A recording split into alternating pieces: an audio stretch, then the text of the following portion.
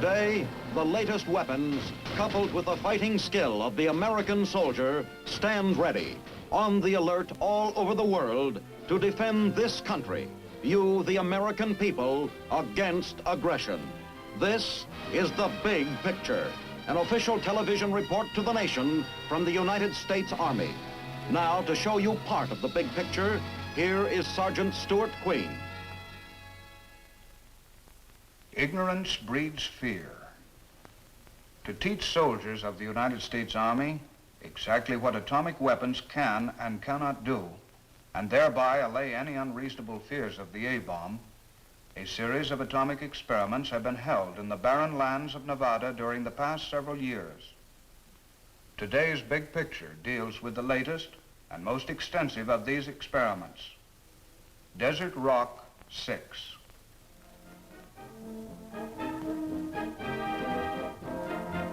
In the spring of 1945, victory in Europe terminated a slow, painful war in the old world.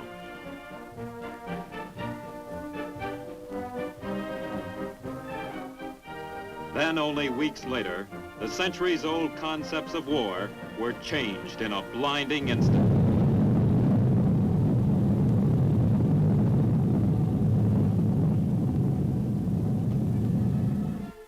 Here at Hiroshima was felt the awful impact of man's new, mightiest weapon, the A-bomb.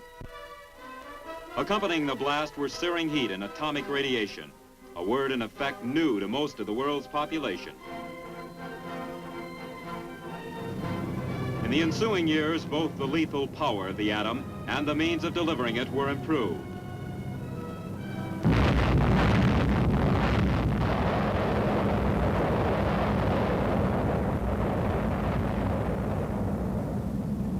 Then came atomic artillery.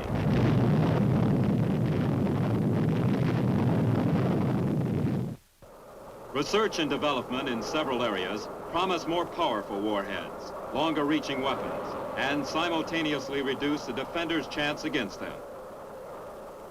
Today, no one has a greater interest or a greater stake in the development and the use of atomic firepower than the American soldier. Would the ground soldier become obsolete? Was a question asked immediately by civilian and military alike. To answer the question and to explore its ramifications, the U.S. Army set up an atomic experiment station at Camp Desert Rock, Nevada. By winter of 1954-55, 31 different atomic devices had been tested.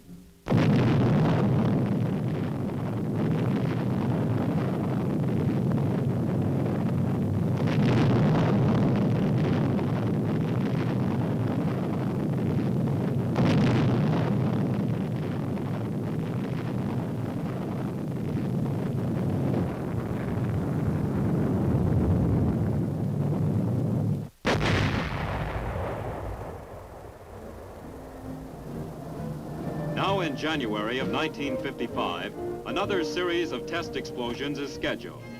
Instructors are prepared to answer the questions uppermost in the minds of every participant. You are here to participate in an atomic maneuver. Atomic weapons are truly powerful, but they don't mean the end of all life as so many people think. You can live through an atomic attack, and by taking common sense precautions, live to fight another day. This is not a haphazard maneuver.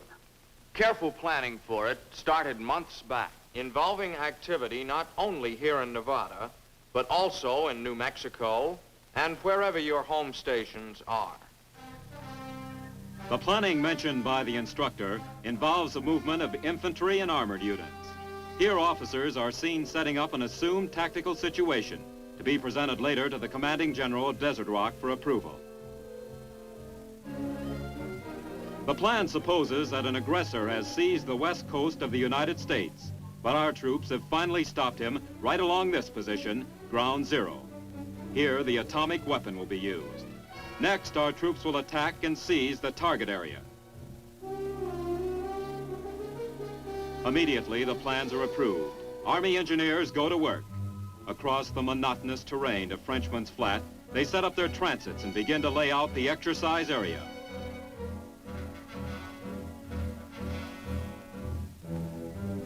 A few miles away lies a sandy parcel of land called Ground Zero. No longer an anonymous, desolate stretch of land, Ground Zero is level, then topped with a series of concentric asphalt circles, forming an enormous target. Nearby, Signal Corps men lay communication lines to receive and transmit telephone and teletype messages. At the same time, the enormous task of excavating entrenchments for participating soldiers is underway. A mechanical ditch digger does the initial digging, gouging out trenches and foxholes. Next, the men who will occupy the positions during the blast finish the entrenchments by adding sandbag reinforcement. Don't worry, men. I tried on those foxholes for size myself, many times. They'll be big enough and safe enough to hold 2 infantry soldiers. Let's take a look at a typical atomic explosion. See what happens, and find out what there is to be afraid of and what we don't have to fear. First of all, what's our first inkling that an atomic bomb has gone off? That's a tremendous flash of bluish-white light, many times brighter than the sun, and a lot closer to you. Whether the bomb went off 5 or 55 miles away, you'll know that it has gone off by this light, and that you should take immediate action to protect yourself. As soon as that glare fades, you'll see a ball of fire at the point where the explosion occurred. This fireball turns from white to orange, then to a bright red.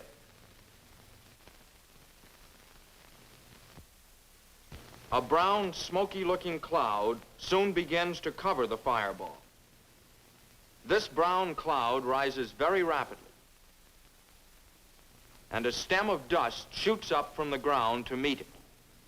This mushroom stem is made up of pulverized pieces of the ground below, the target. When the head of the cloud reaches very cold air, actual ice crystals form an ice cap over the cloud. The cloud itself is still hot and churning. So the ice flows down over the sides, mixing in through the cloud, eventually turning it pure white in color. This white mushroom, zooming up to 40 or 50,000 feet, may be several miles in diameter and be seen from many miles away. Eventually, the cloud drifts off, and you can't tell it from the other clouds in the sky. Watched from a safe distance, this explosion is one of the most beautiful sights ever seen by man. You're probably saying, so it's beautiful. What makes it so dangerous?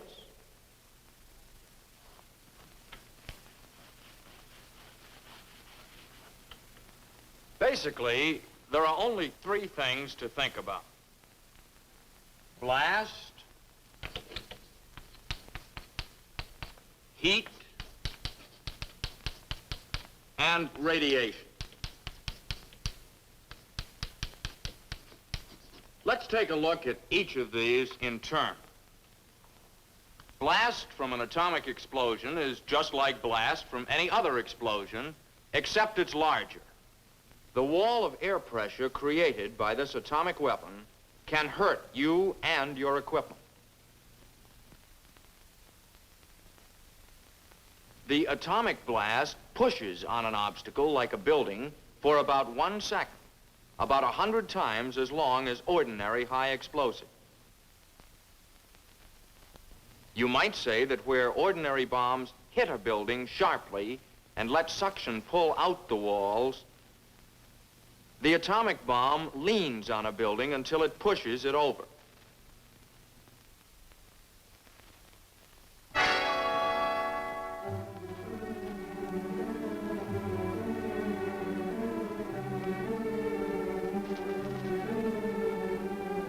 The big worry about blast is being in the way of something that's been caught up in it and thrown at you at hundreds of miles per hour.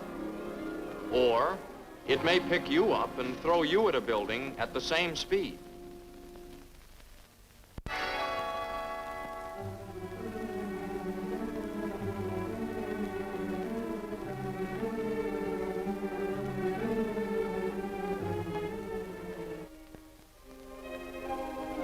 avoid trouble, get down fast, down below the surface of the ground if possible.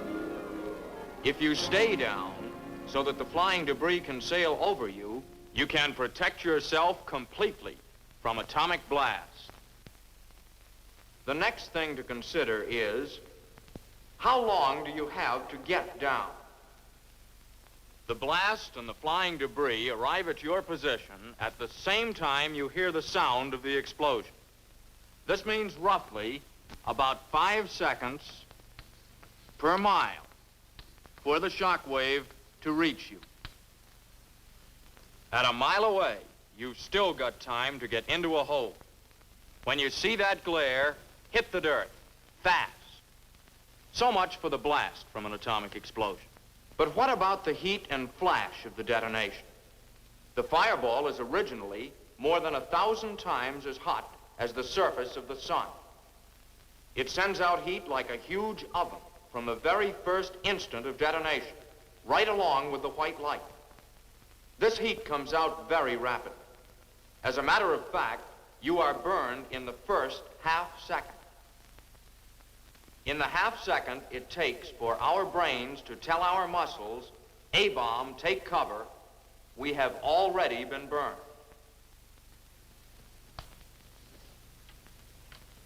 But at 1 mile, which is pretty close to one of these gadgets, ordinary clothing will protect you. Keep your sleeves rolled down and wear a hat. Of course, if you're in the shaded portion of a foxhole at the time of detonation, you are perfectly safe from the heat of the bomb. Anything that casts a shadow will protect you. Now, how far away can you be burned? Generally, within 3 miles or so of ground zero. But the weather has a lot to do with burning. Cloudy, rainy, snowy, foggy days will give you greater protection from the heat, and so will a smoke screen. You've heard a lot about blindness from an atomic explosion. I'm sure that all of you have looked at the sun sometime during your lives. When you did, you got spots in front of your eyes.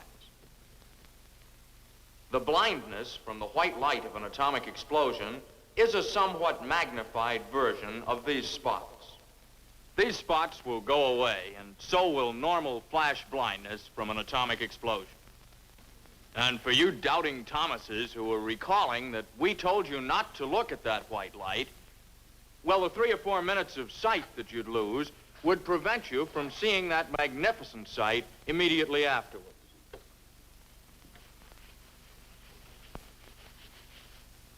And now we come to what a lot of people consider the $64 question, radiation. This is the one new effect obtained by the use of an atomic weapon. Truthfully, it's the least important of the 3 effects, as far as the soldier on the ground is concerned. Still, radiation affects the body much as an X-ray does. If enough is received, it can be fatal. From an airburst, however, this fatal dose of radiation can be gotten only fairly close to ground zero, with distances practically never exceeding 1 mile. Since buildings are destroyed by blast out to a couple of miles, and burning occurs maybe 3 miles away, you can see the radius of fatal radiation is much less. Radiation from the bomb comes in 4 forms. First, the alpha particle, or nucleus of the helium gas atom. Then the beta particle, or high-speed electron. Next, the gamma ray, or energetic X-ray. And finally, the neutron. Only the last 2, the gamma ray and the neutron, travel far enough to be considered in their effect on the human body. These radiations can be stopped by thick substances. Steel, concrete, and ordinary dirt offer good protection. As a matter of fact, 1 inch of steel, 4 inches of concrete, or 5 inches of dirt will cut out nearly half the radiation you would otherwise receive. Half of this airburst radiation occurs during the first second, the remaining half during the next 89 seconds.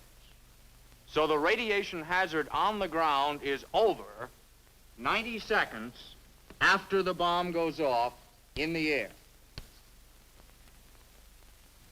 If you are above ground and get under at the end of 1 second, you can miss half the radiation completely. So, your best available protection from radiation is doing what you do to avoid debris hurtling toward you. You can't feel it, smell it, or taste it. Film badges and dosimeters issued to you enable the radiological safety monitor in your unit to read the amount of your exposure. Early the following day, the troops passed through the checkpoint to begin a 30-mile orientation drive. Their destination, Ground Zero. On the way, they passed the control center, a building of many vital functions. During the critical minutes before and after the atomic explosion, the control center communicates with Army personnel in the forward area. By remote control, the center operates hundreds of scientific instruments positioned near Ground Zero. Many of the instruments are protected and cared for in shelters. Others are placed out in the open above ground.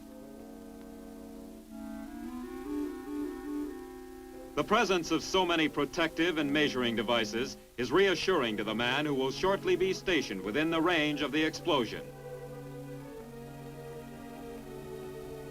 While at Ground Zero, equipment is inspected in the display area so that comparisons may be made after the detonation.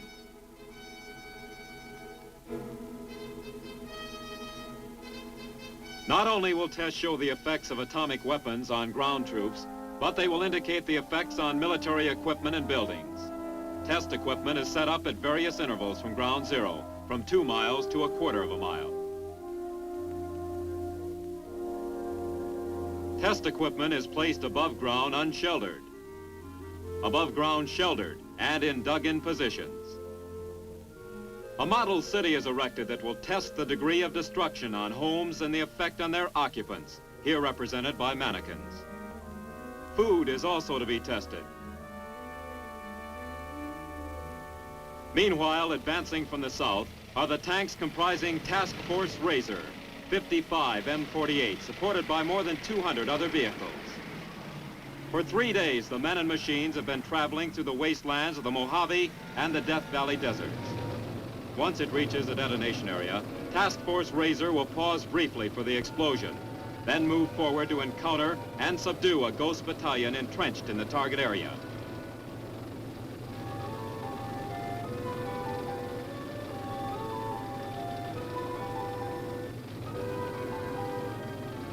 Despite the grueling trek across nearly 200 miles of desert dust, all vehicles will be operational when they arrive at the test site, thanks to the maintenance crews.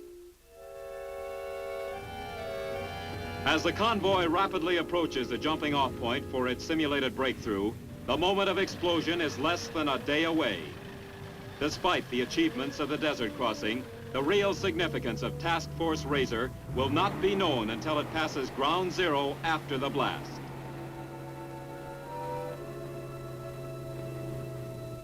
Night falls swiftly at Desert Rock, the tension and the excitement mounting. For some of the participating troops, nearby Las Vegas offers an evening's entertainment, a distinct but equally stimulating change from the preparations for the atomic blast. The weekly free show sponsored by the Las Vegas Variety Club comes off on schedule.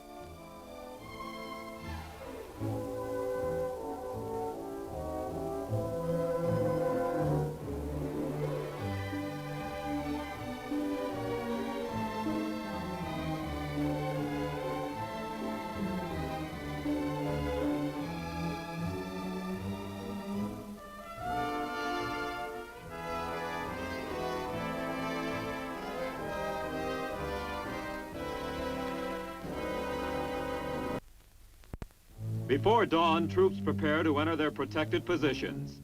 Soon they will join the ranks of more than 30,000 veterans who have taken part in previous Desert Rock exercises. Every man has been thoroughly rehearsed, every position double-checked for safety features.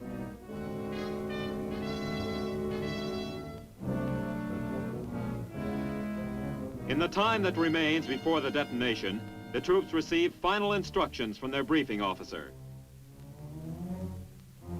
He first locates Ground Zero, which lies just over the small hill, about 5 miles beyond the dry lake bed. He then outlines again the schedule of events up to H hour. 10 minutes before, all troops take cover. 2 minutes before, a siren will blow. Every soldier must then place his equipment under cover and squat down, leaning against the forward wall of his foxhole.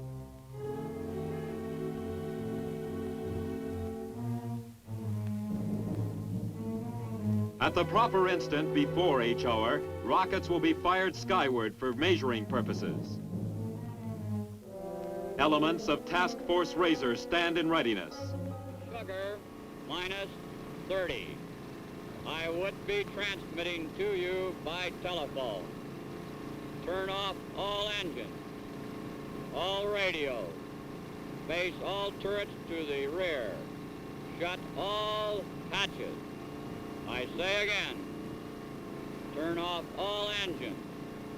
Shut off all radios. Face all turrets to the rear. Close all hatches.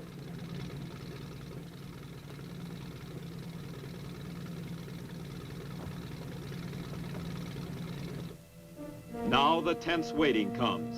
The minutes and seconds are slipping by. H hour minus 2 minutes. Minus 2 minutes.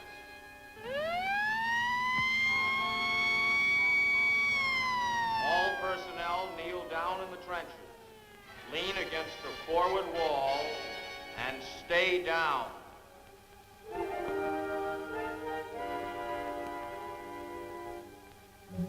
Minus 1 minute.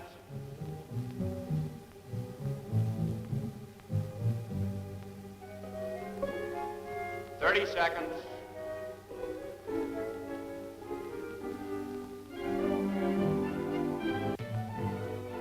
10 seconds.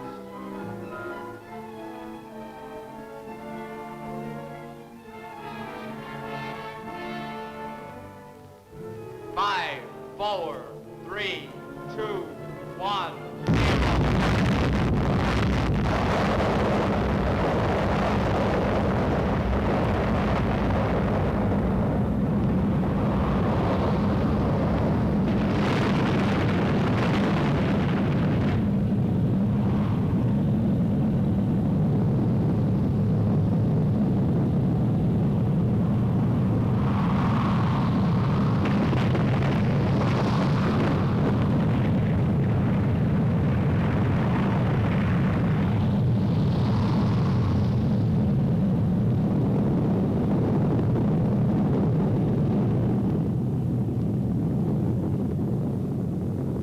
Minutes after the blast, the troops are moving forward toward Ground Zero to see for themselves the effects of nuclear devices.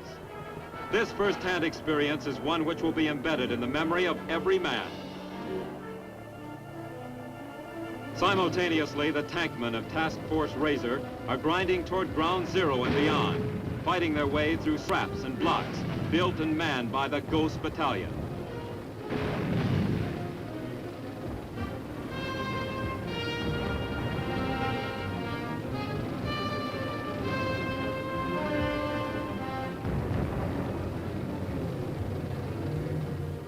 An inspection of the model city shows the relative strength of construction methods and building materials. Vehicles, weapons, and equipment are inspected for damage. They represent an enemy's arms, but they could be our own. Some damaged beyond repair, others still usable.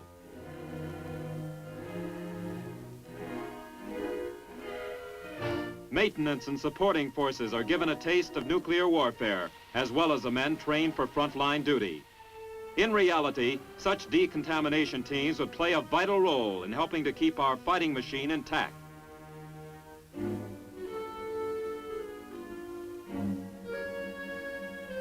Ground Zero has been reached, explored, and left behind. One of the 13 successful desert rock experiments in this series is history. As an added safety measure, every man is thoroughly brushed and checked with a Geiger counter before he is allowed to return to his campsite. Every individual has received a singular personal impression, of course, but most of the participants have formed an opinion in common. But, Bert, don't you think that the atomic weapon would be a mighty powerful thing for our soldiers to avoid on a battlefield? Well, Al, there's no question about it. It is a powerful weapon. But we have had proven to us in these tests that a soldier can fight and survive on an atomic battlefield if he protects himself adequately. Well, Bert, you were out there. How's about some comments on this radiation I hear so much about? Well, there is radiation. There's no question about that. But, well, for example, the other day I was out there at 2,500 yards from ground zero, and I received 1 milliroentgen of radiation during that time. And it takes approximately 450 Roentgens to place one in the critical category. So, as you can see, I'm still here. To the question, what about the ground soldier in the atomic age, desert rock experiments give a clear answer. The atom has revolutionized the mechanics of warfare, but the basic element, the fighting man, remains unchanged. No one is more aware of this than the men of the United States Army.